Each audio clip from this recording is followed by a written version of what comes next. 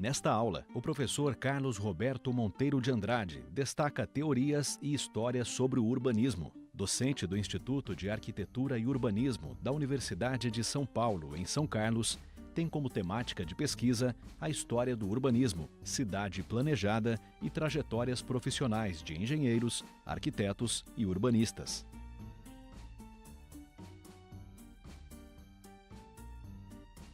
Infelizmente, em nosso país, nós não padecemos de dicionários de urbanismo, não temos nenhum em português, né? Mas temos importantes dicionários de urbanismo, um deles organizado, elaborado pela François Choët, Pierre Merlin também, que publicado em francês, um importante dicionário de urbanística na Itália, né? E algumas antologias, né?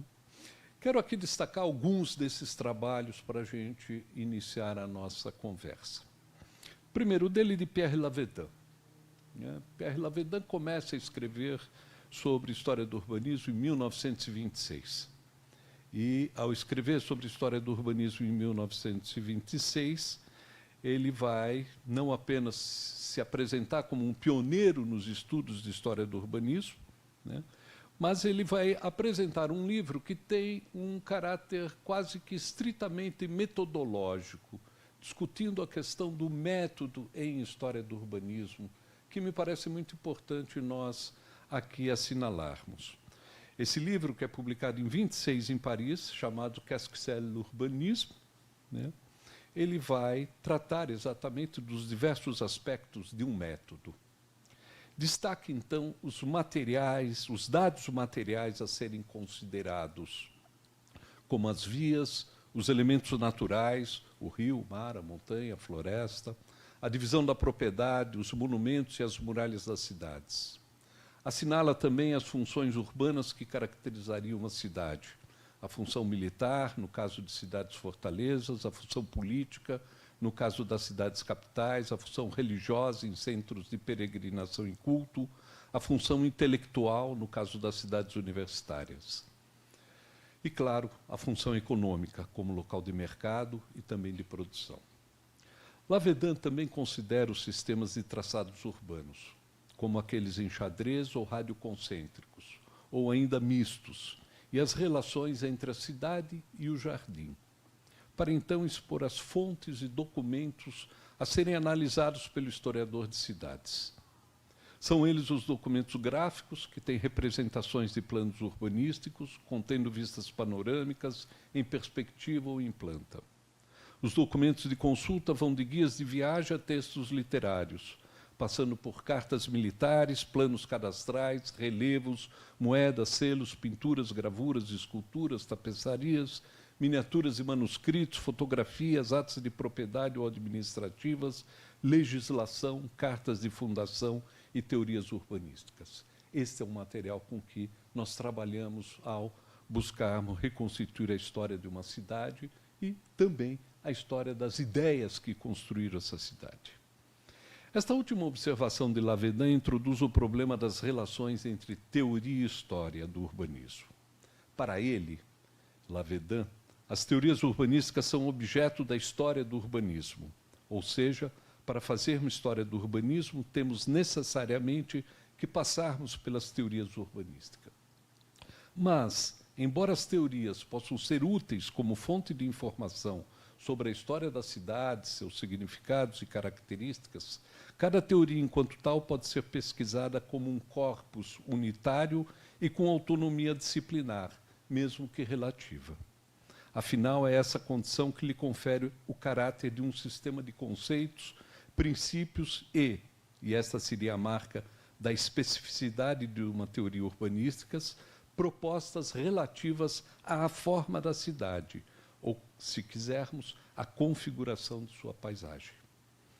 Verificando seus pressupostos, procedimentos analíticos e ressonâncias que produziu, bem como referindo-a à sua época, com suas especificidades históricas e também epistemológicas, podemos tentar desvendar seus significados ocultos, suas implicações sociais, políticas, econômicas e culturais.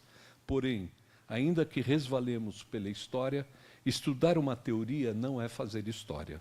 São tarefas que, assim nos parece, se aproximam e mesmo se complementam, mas são distintas. Outro livro que eu gostaria, outro autor, historiador que eu gostaria de destacar, é François Choët, com um livro talvez mais conhecido por ter sido traduzido e reeditado em português, que é Urbanismo, Utopias e Realidade, um livro de 1965, publicado em Paris, né, cujo título já é bastante provocador: Utopias e Realidades.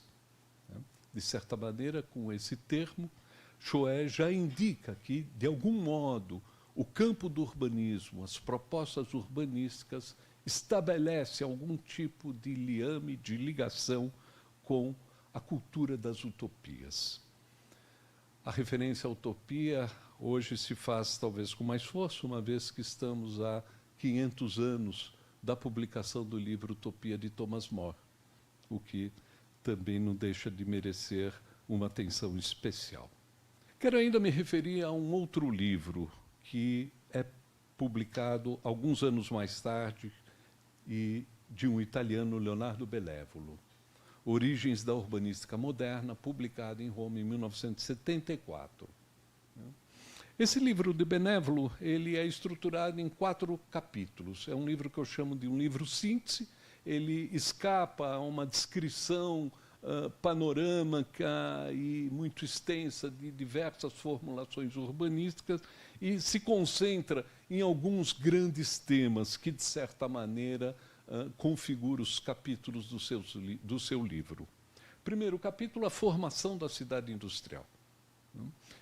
Esse é um capítulo importante, porque também aqui, assim como Choët abre o seu texto de apresentação da sua antologia, estabelecendo um vínculo estreito entre a cidade industrial, a sociedade industrial e o urbano, o Benévolo, nesse primeiro capítulo, faz a mesma coisa, buscando mostrar como que o urbanismo vai se constituir enquanto um campo disciplinar que reclama para si cientificidade de início, pretendendo-se ser científico, mas, sobretudo, busca dar resposta para questões que a cidade industrial está apresentando.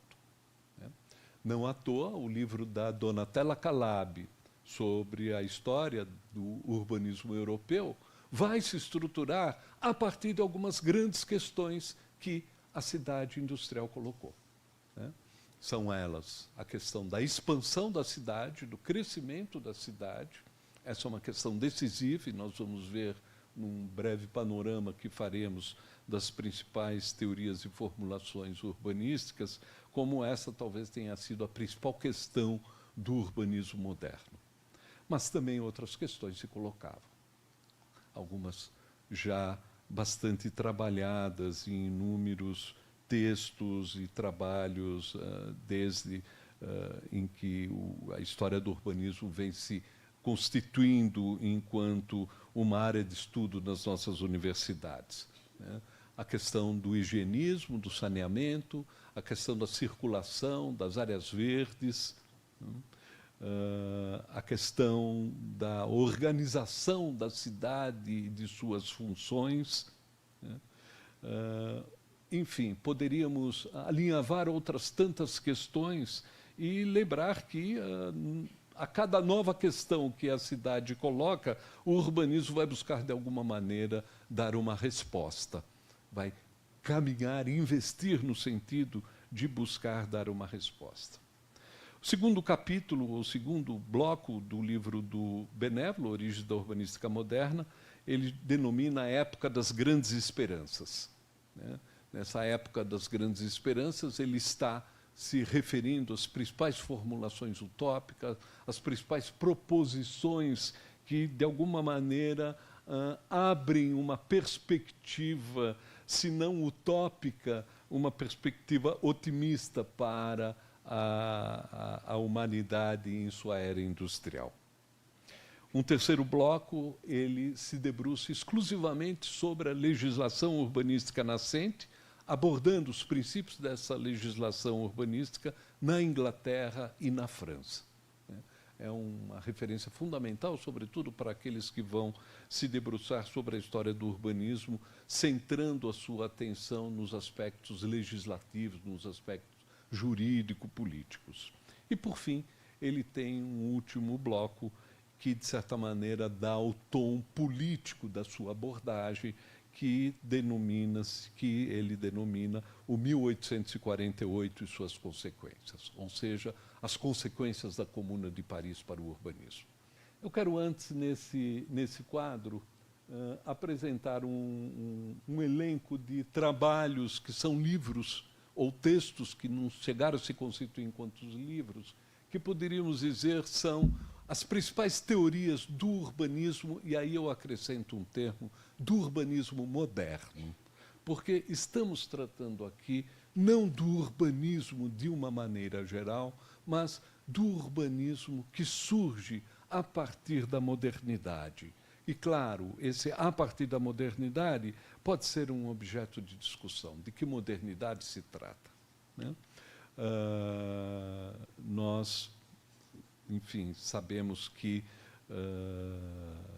Argan, por exemplo, Júlio Carlo Argan, vai estender a ideia de urbanismo como disciplina até o Renascimento, considerando o Tratado de Alberti como um tratado de urbanística.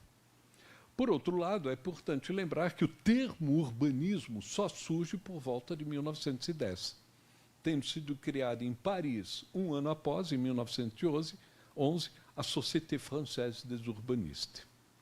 Até então, o próprio Ildefonso Cerdá, responsável pelo neologismo que dará origem ao termo urbanismo, não empregará esse termo em seu tratado.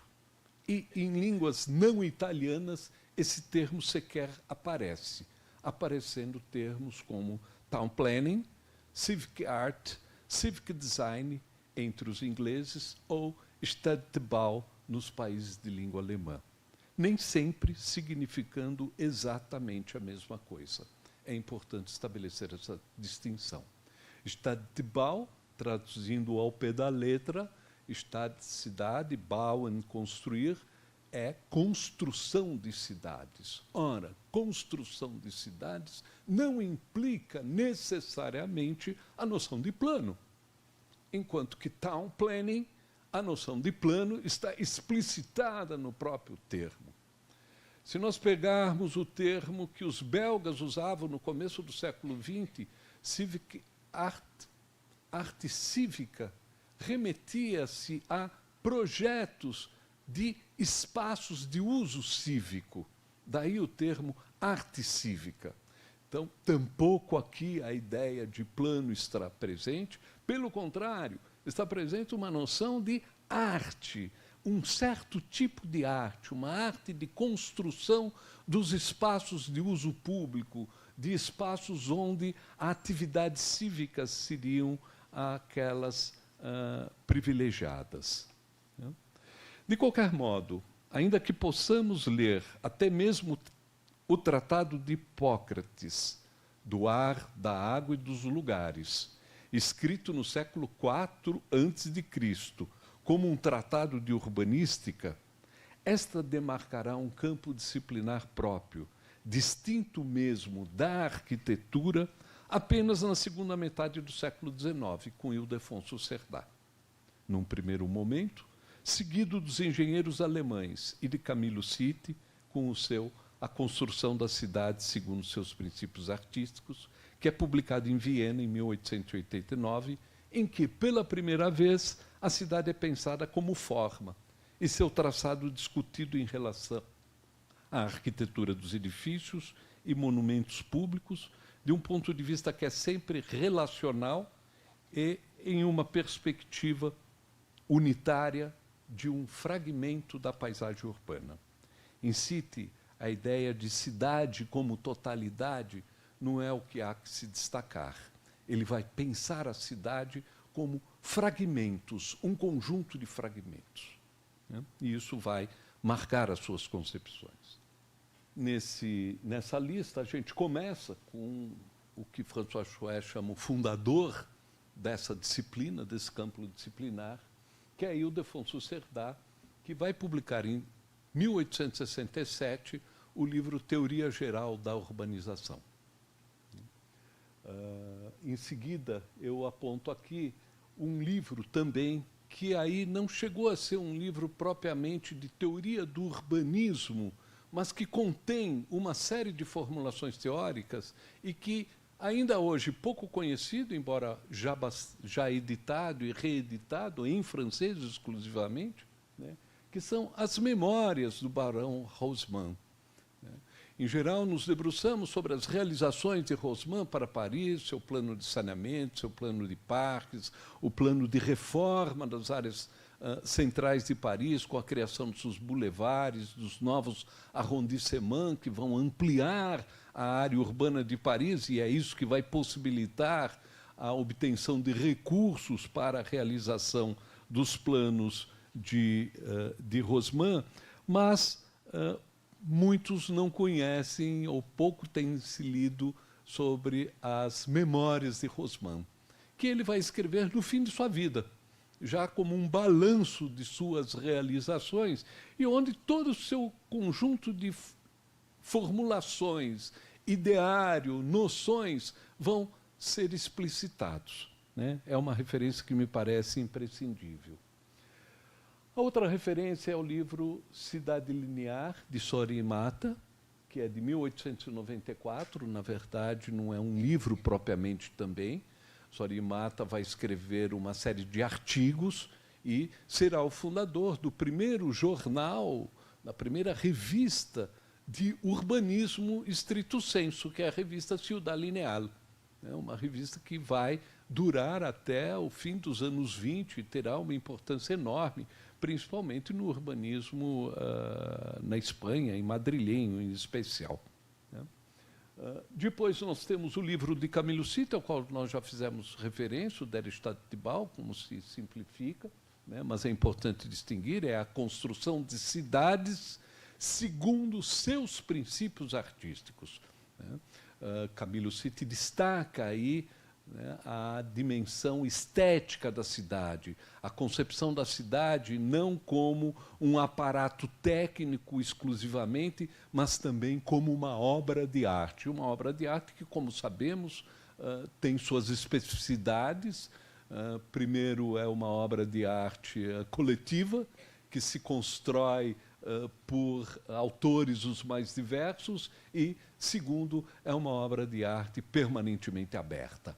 A cidade não para de ser uma obra de arte aberta, a não ser que ela morra, a não ser que ela feneça. E sabemos que algumas cidades fenecem. Além disso, nós temos essa lista que pega o livro de Ebenezer Howard, Cidade e Jardins do Amanhã, do finzinho do século XIX, o livro de Forestier, Grandes Cidades e Sistemas de Parques, que é um livro que vai ter uma importância muito grande, porque incorpora uma noção de sistema de parque que estava sendo elaborada, havia sido elaborada nos Estados Unidos pelo pai do paisagismo norte-americano, que é Frederick Law Olmsted. E está pensando não mais apenas na cidade, mas em grandes cidades, ou seja, com o Forestier, a ideia de metrópolis começa a se colocar, embora ele não use esse termo metrópole, que também vai ser um neologismo criado no início do século XX. Eu destacaria aqui também o texto do Daniel Burhan, que é a apresentação do seu plano para Chicago, de 1908, né?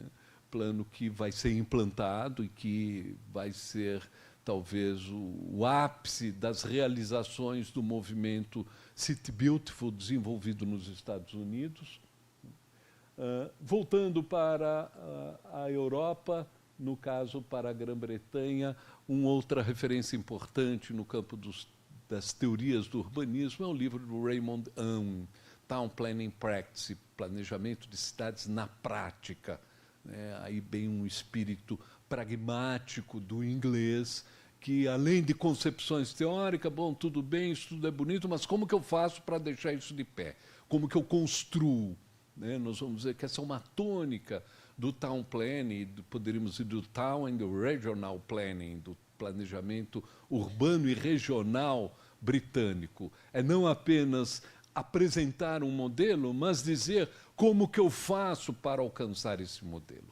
É, de certa maneira, essa perspectiva pragmática que vai distinguir a utopia moriana, a utopia do Renascimento, que se coloca, sobretudo, como uma representação alternativa à sociedade e às cidades existentes, às utopias que poderíamos chamar as utopias científicas, que surgem a partir do século XIX e que contaminam as diversas teorias urbanísticas.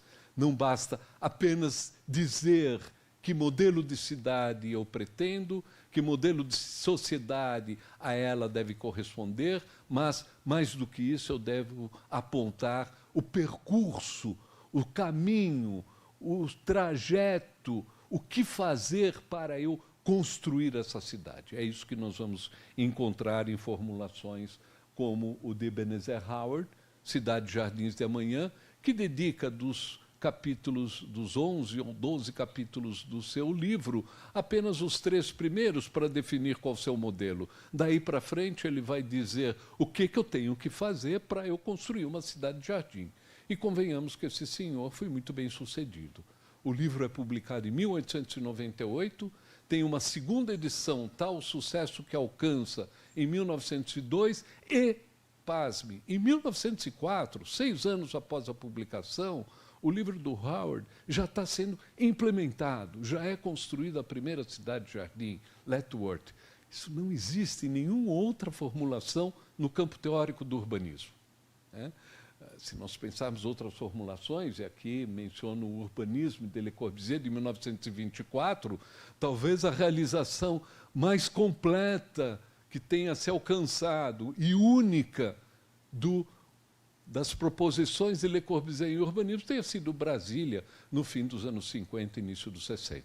Ou seja, 30 e poucos anos depois se chega a construir algo que lembra alguns dos elementos das proposições do urbanismo de Le Corbusier. É nesse sentido que a cidade-jardim marca-se por esse caráter aplicativo, pragmático, realizador, de garantir uma efetividade da sua proposta. Outro livro que é uma referência fundamental é o livro de Patrick Guedes, um escocês que não era urbanista de formação. Aliás, vários desses senhores, nem todos são urbanistas de formação, em especial Ebenezer Howard, que era taquígrafo do parlamento inglês, estenógrafo do parlamento, não tinha formação nem no campo da administração, nem no campo da engenharia, enfim, era quase que um curioso, mas como estenógrafo do parlamento acompanhava as discussões do parlamento inglês e, portanto, todos os relatórios das comissões responsáveis por avaliar as condições de higiene, saneamento, habitação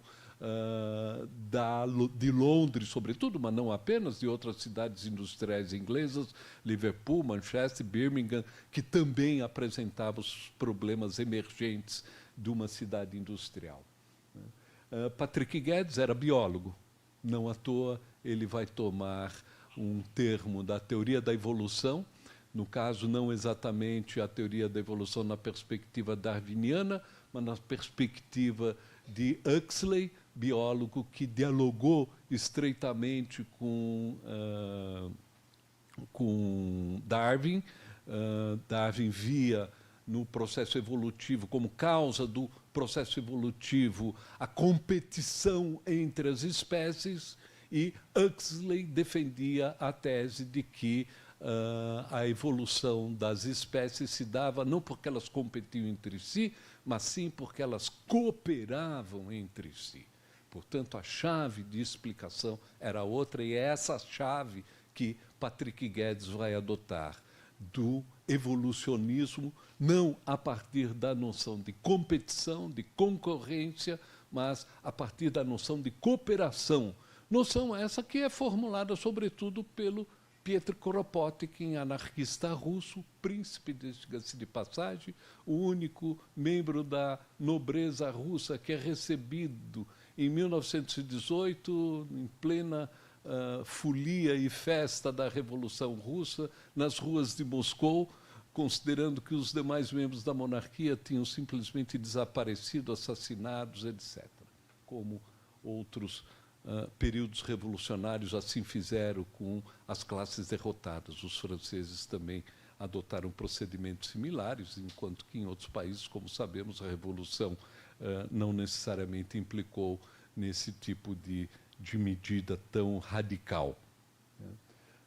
Patrick Guedes, com seu Cities in Evolution, Cidades em Evolução, vai ser uma referência fundamental para pensarmos o que Choé chama de urbanismo culturalista, e menciona aqui um nome que talvez muitos de vocês conheçam, porque também tem alguns dos seus livros traduzidos para o português, que é Lewis Mumford, importante ensaísta norte-americano, que vai ser um guedesiano muito forte, além de estabelecer vínculos estreitos com Patrick Guedes, e levará Patrick Guedes para os Estados Unidos para uma sessão de palestras.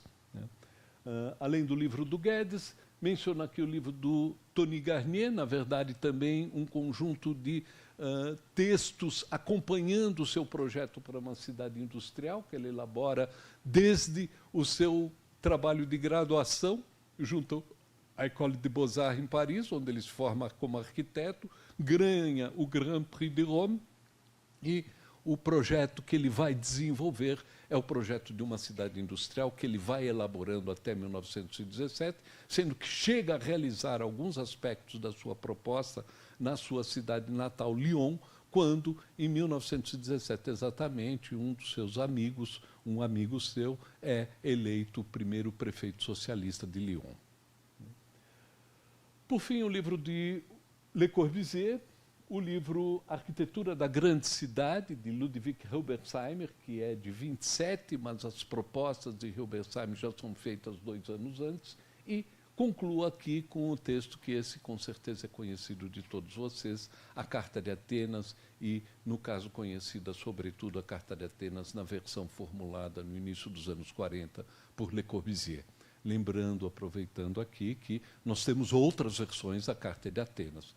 Uma outra versão que não chega a ser muito distinta da de Le Corbusier, mas que apresenta suas diferenças, do próprio Giuseppe Louis Certi, um arquiteto também filiado às concepções do Le Corbusier, catalão, né?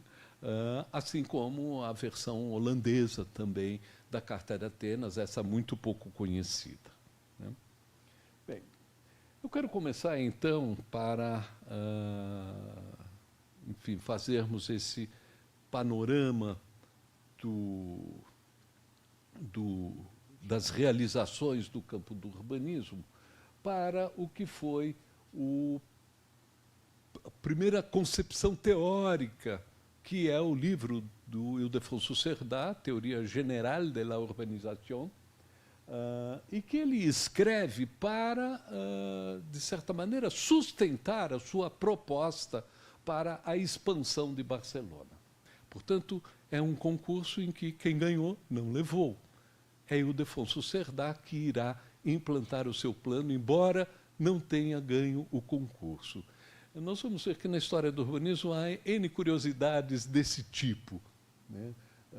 Curiosas, mas que são importantes e vão além da mera curiosidade, porque, em grande parte, é esse atrevimento e essa imposição do plano de Cerdá sobre Barcelona que fará com que o plano de Cerdá e a Teoria General de la Urbanización viesse a ser esquecida pelos espanhóis até praticamente os anos 40.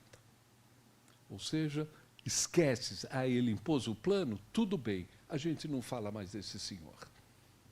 Vamos colocá-lo no ostracismo. E ele vai para o ostracismo até os anos 40, quando, no primeiro Congresso de História Urbana realizado em Madrid, a obra de Cerdá é reabilitada. Eu mencionei aqui a obra de Pierre Lavedan, Histoire de l'Urbanisme. História do Urbanismo tem 2 parágrafos falando de Cerdá. Não apenas entre os espanhóis ele era desconhecido, mas também fora da Espanha ele foi pouquíssimo mencionado. E mais, Pierre Lavedan não fala do livro A Teoria Geral da Urbanização, fala tão somente do plano de expansão de Barcelona. Do livro sequer ele menciona alguma linha. Aqui 2 desenhos apenas do plano de Barcelona, do Instante de Barcelona por Cerdà, que me parecem muito interessantes. É claro que a obra de Cerdà é uma obra, e o plano dela, que daria muito pano para a manga, né? Mas eu quero aqui indicar, primeiro, a invenção peculiar que Cerdà vai criar, que é o chanfro na esquina. Uma esquina não é só mais uma esquina para Cerdà. Uma esquina é um ponto de encontro, é uma pequena praça, e que poderá ser usada de várias maneiras. Esse chanfro que ele estabelece na esquina das suas quadras, né, e que é um ovo de Colombo, de certa maneira, do urbanismo. Né?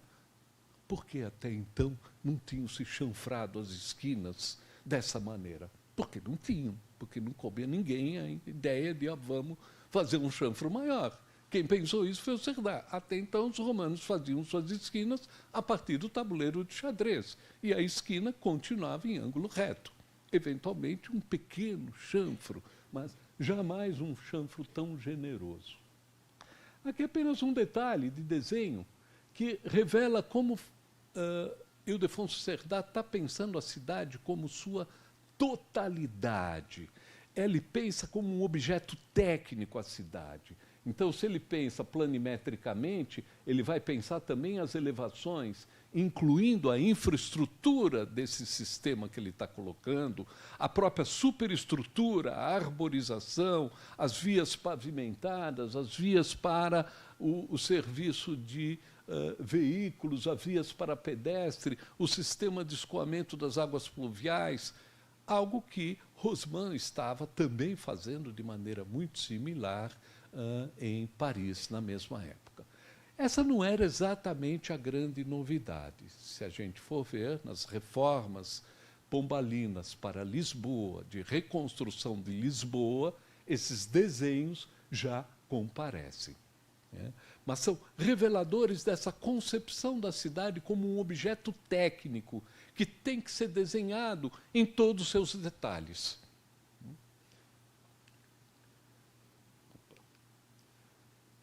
Eu menciono aqui, indico aqui apenas esse desenho que é de Frederick Law Olmsted para o subúrbio Jardim de Riverside, um subúrbio nos arredores de Chicago, que é feito para a companhia, uma companhia imobiliária, Riverside, era o nome da companhia, que dará o nome do bairro, existe até hoje, é um bairro chiquíssimo de Chicago, caríssimo exatamente pela farta arborização, pelo caráter pitoresco que ele tem, mas que foi criado em 1863, extremamente pioneiro como concepção de subúrbio.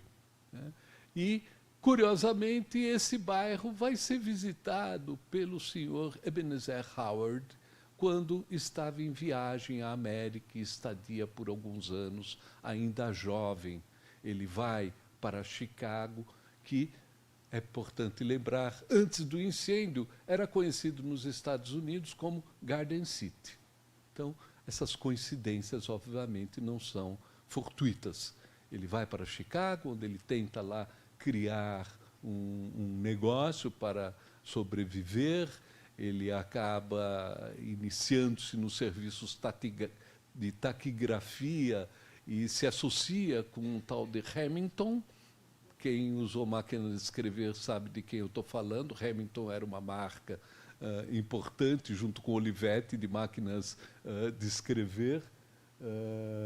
Ele acaba não dando certo os seus negócios e ele volta para a Inglaterra, aí conhecendo a estenografia, pelo menos. Mas conhecendo também Riverside, que de alguma maneira talvez o tenha inspirado nas suas formulações mais à frente. As reformas de Paris, aqui apenas aponto 2 desenhos entre os inúmeros e os pouco de ver outros bulevares. Né? Todo mundo já viu imagens de bulevares, né? Mas aqui são os famosos percés de Paris, os cortes, né, que são realizados na trama parisiense, criando os bulevares, né? E, sobretudo, o que é importante notar é que Paris antes tinha essa área aqui desse primeiro anel. O que o Haussmann vai fazer é criar um conjunto de bairros ou arrondissements que vão ampliar a área urbana de Paris e, portanto, ampliar também a arrecadação de impostos para que a municipalidade pudesse arcar com os custos dessa reforma. Não conseguiu arcar. Paris ficou endividada até os anos 20, como pode-se imaginar. Aliás, como é regra entre as grandes obras urbanísticas. Via de quase sem exceção, elas não são grandes bons negócios, né?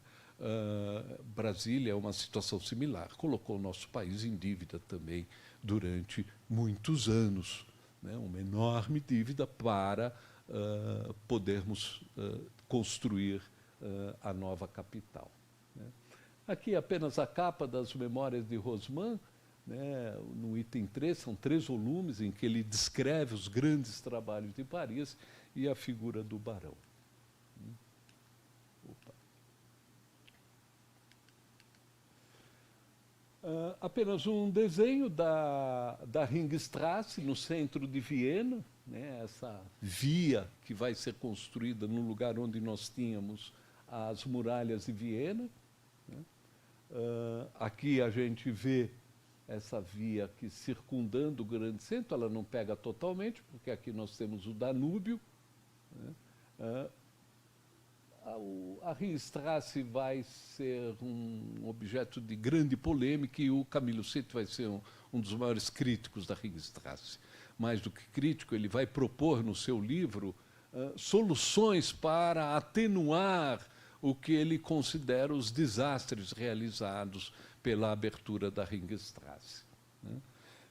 É esse o senhor, Camilo Sitt, que vai falecer muito cedo, vai falecer com 60 anos, né? Recém-criado, junto com Theodor Geck, a revista Der Stadtbau, revista essa que vai durar também até quase os anos 30 e que vai ser a segunda revista de urbanismo. A primeira, Ciudad Lineal, em Madrid, a segunda, Der Stadtbau, e a terceira, que é a até hoje existente, Town Planner Review, criada em Liverpool pelos ingleses no começo do século. A concepção de cidade linear é uma resposta ao crescimento da cidade, mas, como nós vamos ver, é uma resposta que vai se distinguir enormemente de outras concepções, em especial da concepção de Howard de cidade-jardim. Por quê? Porque a cidade linear é uma cidade aberta. Ela deve crescer continuamente. E claro que qual é a coluna vertebral da cidade? É, no caso, o principal elemento tecnológico novo nas cidades, que é a ferrovia.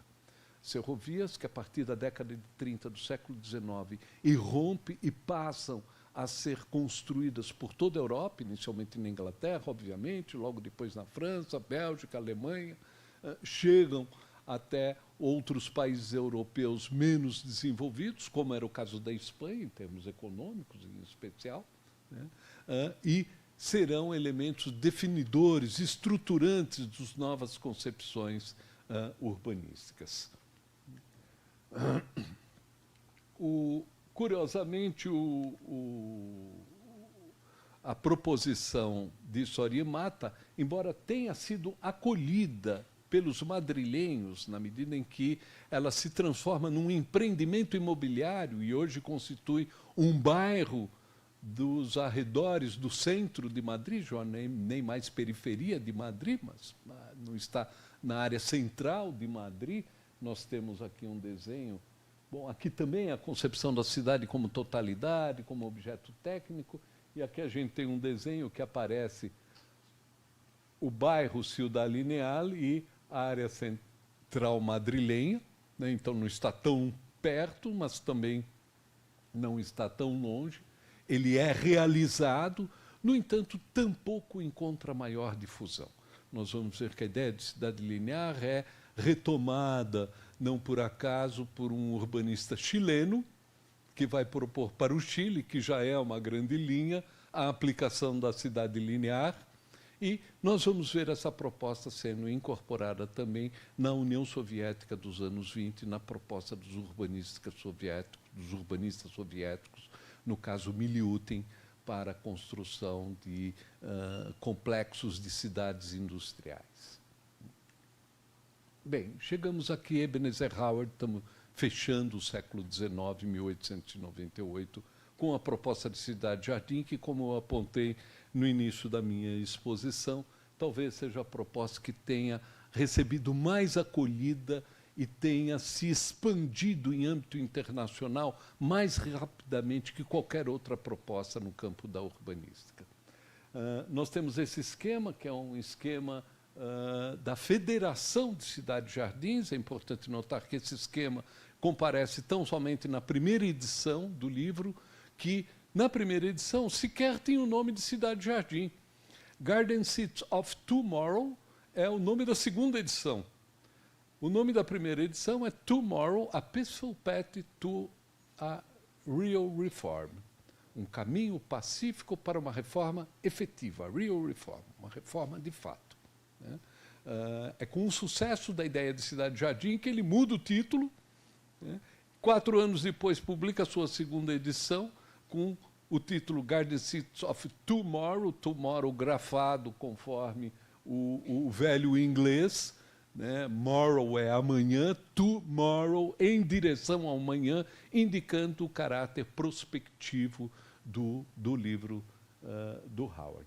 A Federação de Cidades-Jardins parte de uma cidade-mãe, uma cidade central, né, com uma população de 32, no caso de 58 mil habitantes, e 6 cidades com 32 mil habitantes, chegando a um modelo de federação de 250 mil habitantes, que seria o número ideal para esse conjunto de cidades, a cidade-mãe e as 6 cidades satélites. Eu não vou me detalhar sobre esse projeto, mas é muito interessante. Nós vemos como que ele estabelece não apenas um zoneamento da cidade, mas um zoneamento do campo também, né? Então, large farms, fazendas para epiléticos, né? Reservatórios da natureza, asilo de insanos, né? É interessante como os estigmatizados da sociedade são colocados em unidades campestres, longe da cidade. É o momento em que estão se afastando das cidades. Os manicômios, as prisões também estão se afastando da cidade, os cemitérios estão se afastando da cidade. A cidade expurga, exila, de certa maneira, essas instituições onde mantém os estigmatizados da sociedade fora da cidade propriamente. O ponto de partida do Howard é a concepção dos 3 ímãs, né? O ímã da cidade, que apresenta uma série de aspectos positivos, mas também uma série de problemas. Então, ao lado de eu ter muito emprego, eu também tenho muita poluição. Ao lado de eu ter enfim, salários ainda que baixos, eu disponho de um sistema de drenagem das águas pluviais. O ímã do campo, que também atrai as pessoas, mas onde eu tenho um lack of society, eu não tenho sociabilidade, eu tenho uma carência de encontrar as pessoas. Enfim, o povo, para onde ele vai? Para a cidade, eu tenho aspectos positivos, mas também aspectos negativos. Para o campo, a mesma coisa. Eu vou para o que depois ele vai chamar de cidade-jardim, e que, num primeiro momento, ele chama de town country. Ele simplesmente junta os 2 termos, em que eu tenho todos os aspectos são positivos, na medida que eu junto os aspectos positivos do campo com o da cidade. Espertinho esse Howard, né? Constrói uma cidade-jardim, onde eu tenho a beleza da natureza, oportunidades sociais, campos e parque de fácil acesso, né? Baixos custos de aluguel, né? Altos salários, né? Não tenho poluição, drenagem, cooperação, liberdade, né? Ou seja, a cidade-jardim é a utopia do homem moderno, e assim será vista por muitos, inclusive por Lewis Mumford, que vai ser um entusiasta da ideia de cidade-jardim, né? Aqui no modelo de uma cidade, em que novamente reaparece o planejamento, né, o zoneamento do campo e a organização interna da cidade, e com as suas dimensões estabelecidas. A cidade com 1000 acres, eu pus aqui embaixo, porque a gente não usa enfim, usamos metro quadrado, o sistema decimal, mas só para lembrar, 1 acre é 4.000 e poucos metros quadrados, né? A cidade-jardim deveria ter 5.000 acres, ou seja, 20,25 quilômetros quadrados, né? Portanto, com uma escala limitada, diferentemente da cidade linear, que cresce indefinitivamente, a cidade-jardim deve crescer até um certo limite, um limite de área e um limite de população. Caso venha mais gente, que se crie uma nova cidade. Era essa a proposta. Aqui eu quero pegar um desenho que eu acho muito importante, que é um diagrama que Raymond Unwin apresenta num panfleto que ele publica em 1912, chamado Nothing Gained by Overcrowding. Ninguém lucra, ninguém se dá bem com superpopulação, com multidões, né? Em que ele reitera a necessidade de estabelecer baixas densidades, e ele dá um título que é o princípio da cidade-jardim aplicado aos subúrbios. Esse panfleto é fundamental para nós entendermos o deslizamento do conceito de cidade-jardim para subúrbio-jardim, que leva a inúmeras confusões, sobretudo na denominação de alguns assentamentos. É muito comum inúmeros bairros-jardins que são chamados, como nós conhecemos em quase boa parte das cidades brasileiras, o bairro chama-se cidade-jardim. Mas não é uma cidade-jardim, é um bairro-jardim, né? Essa confusão, de certa maneira, tem a ver com esse deslizamento conceitual que o Unwin está aqui teorizando. Bom, é a partir da cidade-jardim, da concepção de Howard, que nós temos Letchworth sendo projetado e realizado logo em 1904, né? Mas também o primeiro subúrbio-jardim na Inglaterra, Hampstead, também projetado por Raymond Unwin e Barry Parker, né? Em 1912, nós temos aí uma competição para a criação de um Centro Mundial Internacional, vinculado ao que foram as primeiras tratativas, ainda sem a guerra ter se iniciado, mas já se pressentindo o cheiro de guerra no ar, na perspectiva de criação de um organismo internacional que promovesse a paz. Essas ideias depois serão exploradas e darão origem à criação da ONU. Um primeiro concurso será construído para a criação de uma cidade que sediaria essa instituição, e ele é vencido por Hendrik Andersen, um holandês, em 1912, que faz esse projeto em que nós já vemos aqui um pequeno avião presente que, para quem estuda história do urbanismo, verá que passará a ser uma imagem recorrente em outros desenhos de concepções de planos urbanos à vol d'oiseau, como os franceses dizem, ou seja, quando eu vejo a maneira de um voo de pássaro. Obrigado.